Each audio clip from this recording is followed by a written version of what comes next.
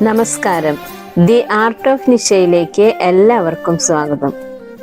ഇന്ന് പഴനിമല മുരുകന്റെ ചിത്രമാണ് വരയ്ക്കുന്നത്. സ്കെച്ചിങ് ആണ് ഇന്നത്തെ വീഡിയോയിൽ ഉൾപ്പെടുത്തിയിട്ടുള്ളത്. എല്ലാവരും സ്കിപ്പ് ചെയ്യാതെ മുഴുവനായി കാണണം.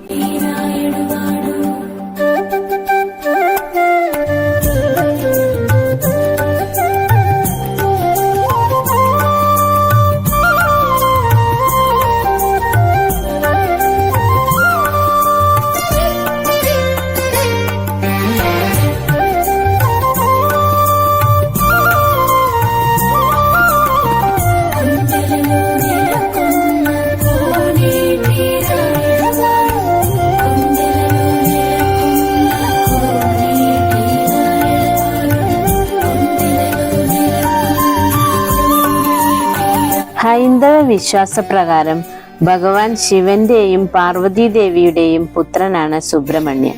മുരുകൻ, കാർത്തികേയൻ, കുമരൻ, സ്കന്ദൻ, ഷൺമുഖൻ, വേലായുധൻ, ആണ്ടവൻ തുടങ്ങി അനേകം പേരുകളിൽ സുബ്രഹ്മണ്യസ്വാമി അറിയപ്പെടുന്നുണ്ട്. പ്രാചീന സിദ്ധവൈദ്യന്മാരുടെ പ്രധാന ആരാധനാമൂർത്തി മുരുകനാണെന്ന് കരുതപ്പെടുന്നു. സ്കന്ദ ബോധിസത്വൻ എന്ന പേരിൽ ബൗദ്ധർ മുരുകനെ ആരാധിക്കുന്നു. വിശ്വാസികൾ പരബ്രഹ്മസ്വരൂപനായ സുബ്രഹ്മണ്യനെ അറിവിന്റെ മൂർത്തി എന്ന അർത്ഥത്തിൽ ജ്ഞാനപ്പഴം എന്ന് വിശേഷിപ്പിക്കുന്നു. കൂടാതെ പെരുമാൾ എന്നൊരു വിശേഷണം കൂടി മുരുകസ്വാമിക്കുണ്ട്. ജ്യോതിഷത്തിന്റെ ഉത്ഭവം മുരുകനിൽ നിന്നാണെന്ന് വിശ്വസിക്കപ്പെടുന്നു. മയിലാണ് മുരുകന്റെ വാഹനം. വേൽ ആയുധമാക്കിയതുകൊണ്ട് വേലായുധൻ എന്നും മുരുകൻ അറിയപ്പെടുന്നു. വള്ളി ദേവിയും ദേവസേനയുമാണ് മുരുകന്റെ പത്നിമാർ. തമിഴ് ജനത വസിക്കുന്ന ലോകത്തിന്റെ വിവിധ കോണുകളിലെല്ലാം മുരുക ക്ഷേത്രങ്ങൾ കാണാൻ സാധിക്കും.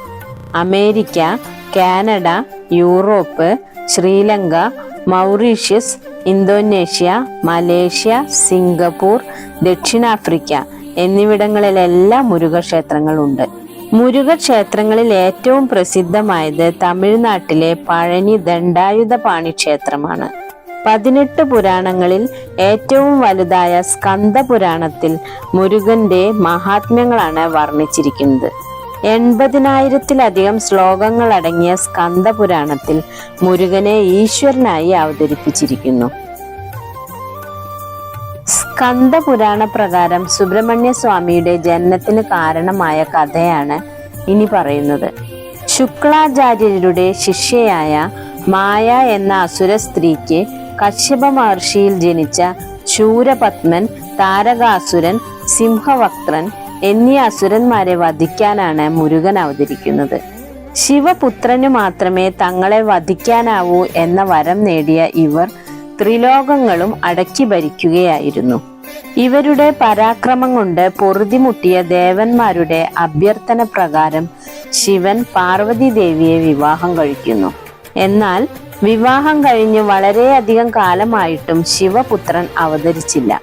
തുടർന്ന് പരമശിവൻ പഞ്ചമുഖ രൂപം കൈക്കൊള്ളുകയും ഭഗവാന്റെ ഈ 5 മുഖങ്ങളിൽ നിന്ന് 5 ദിവ്യ ജ്യോതിസുകളും പാർവതി ദേവിയുടെ മുഖത്ത് നിന്ന് ഒരു ദിവ്യ ജ്യോതിസും ഉണ്ടാവുകയും ചെയ്തു.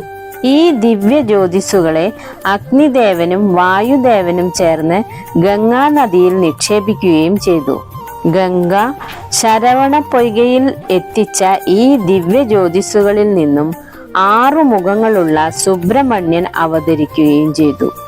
മഹാവിഷ്ണുവിന്റെ നിർദ്ദേശപ്രകാരം കാർത്തിക നക്ഷത്രത്തിന്റെ അതിദേവതമാരായ 6 ദേവിമാർ സുബ്രഹ്മണ്യനെ മുലപ്പാൽ നൽകി വളർത്തി.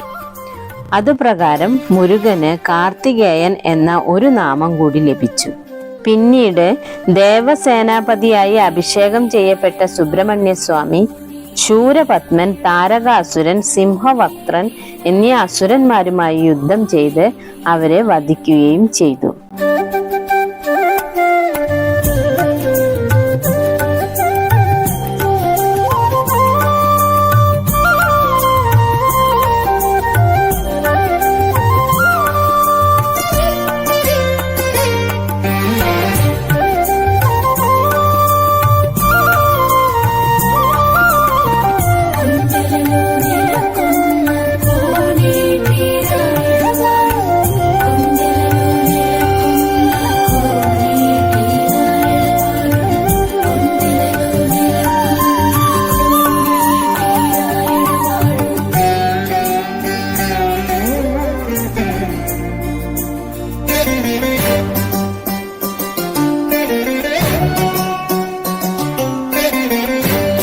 ഇന്നത്തെ വീഡിയോ ഇവിടെ പൂർണ്ണമാവുകയാണ്.